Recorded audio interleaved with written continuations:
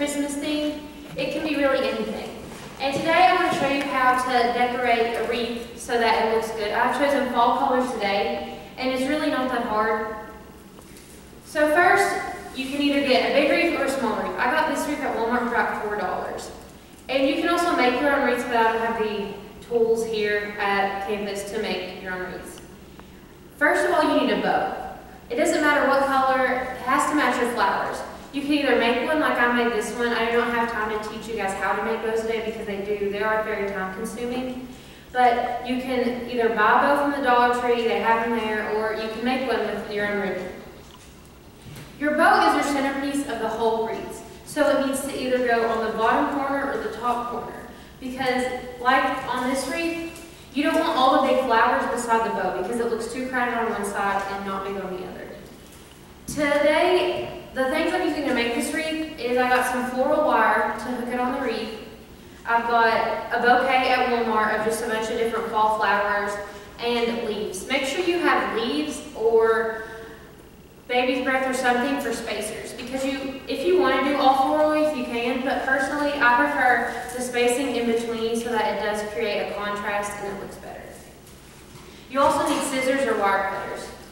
The typical length for a wire that I would probably use is about this big so that it will, this size wreath, so that will go around the wreath, but it's also short enough where we can tuck it in the back so if someone's holding it, it doesn't poke anybody.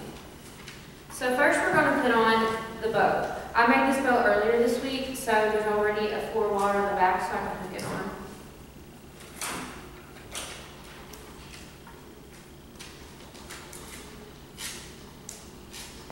And with this bow, the wires are shorter, so you can just tuck it in the top layer of the wreath and then tie it that way so that it is easier and it will still stay on.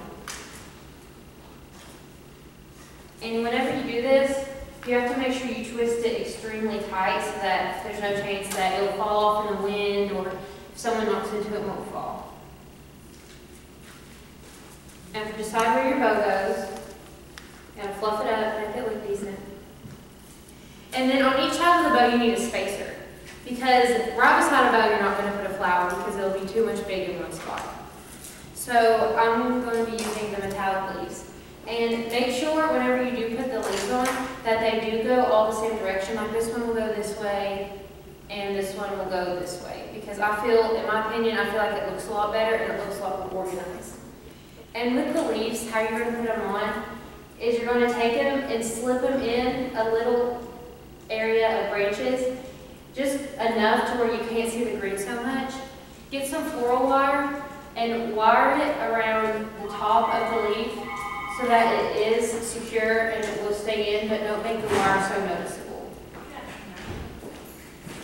And like I said, on the back of this, you need to make sure you twist it as tightly as possible.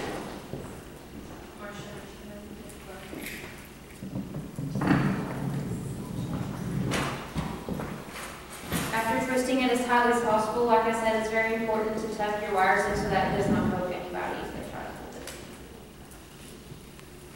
And after the first spacer, we can do a flower. I prefer doing small flowers on this side because the bow is so big and it does draw your eye to it. So I feel like we should put small flowers on this side.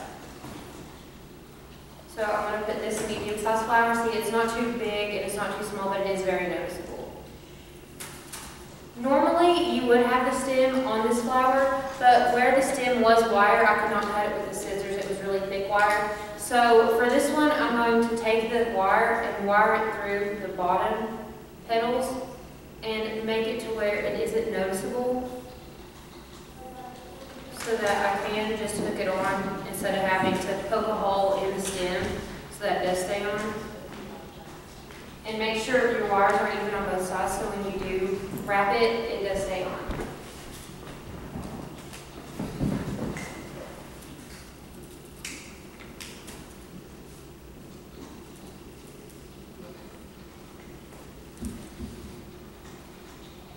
And again, I'm tucking my wires in. Next, we need another spacer. Preferably when you do have two